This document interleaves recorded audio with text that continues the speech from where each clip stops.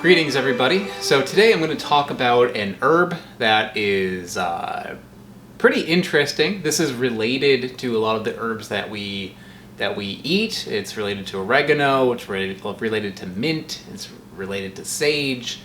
This is Australian mint, and I don't just have one variety, I don't have two varieties, I have three, not just varieties, but species, 3 different species of Australian mint.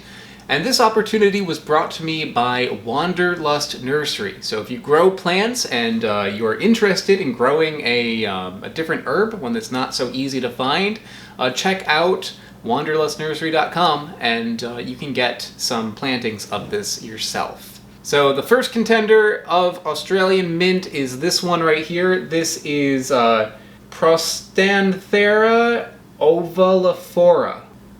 It's something kind of citrusy. It's kind of a citrusy smell. So let's try, and I have a feeling this is going to be pretty strong. I mean, it's an herb. You're not meant to just like chow down on it like a lettuce leaf. So I'm going to just try a little teeny leaf of this first. Wow. That is powerful. This tastes a little bit like an herbal lemon cough drop. Yeah, it's like menthol, grapefruit rind, and herbs. Maybe a little bit of like an oregano taste in there. I think a little bit of that in your cooking can bring a very interesting flavor to it, like a minty, citrusy kind of taste to it. But if you go too far, you might make your food taste like a cough drop. So this is one that you gotta take carefully, because I think you can very easily over-season your food with it. You just want a little touch of that, and it'll bring a nice flavor to what you're making. I like that. I mean, that's definitely good. I think this is something that, in a small amount, it would be good in cooking. I think in a larger amount, it would be good as a tea, especially if you want a comforting tea for like when you're sick. The species on this one is Rotundifolia. It kind of looks like if you took the first one and you shrunk down everything.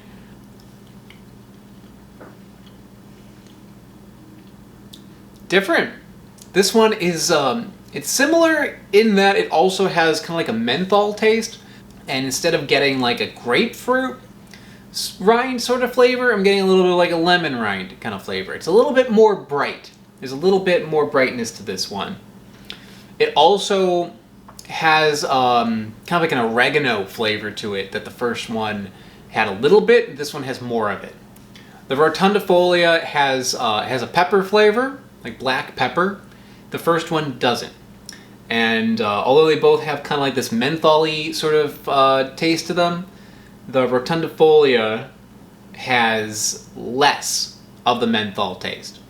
They're definitely different, but they have enough similarity where I think you could use them interchangeably. And the third one, the species, is Kuniata. And this one's very different looking. It's got big leaves, they're a little bit more pointed, and they're darker. The scent on this is less. I'm not getting any kind of like menthol-y or minty smell like the other two have.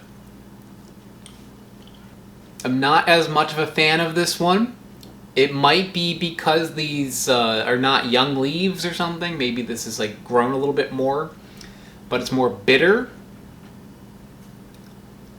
And it's more of a leafy taste.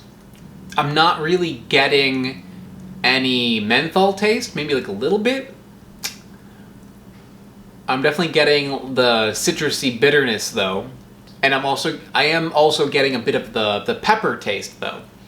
So peppery, bitter, citrusy. So this one, I think it has its use, but that use is not eating it how I'm eating it. I'm eating this thing fresh. I think that if you were to dry this thing out and use it as a spice, there would be a use to it. Or if you were to make a tea out of it, this would be good. It reminds me of tea leaves in its bitterness and its leafiness. Like if you take tea leaves and you dry them out and you roast them, it has a whole different taste. You don't want to eat fresh tea leaves. I feel like this one is kind of like a similar sort of thing. Like on its own, it's not incredible, but if you were to prepare it, I think it would give you an interesting taste. So this has been pretty interesting. There are only so many herbs that you get from a supermarket. You know, you got your oregano, you got your rosemary, basil, and whatever. There's not like a ton available, and yet in nature there are so many. There are so many that you just don't know about, and these are 3 Australian mint bush leaves that I've never even heard of Australian mint bush.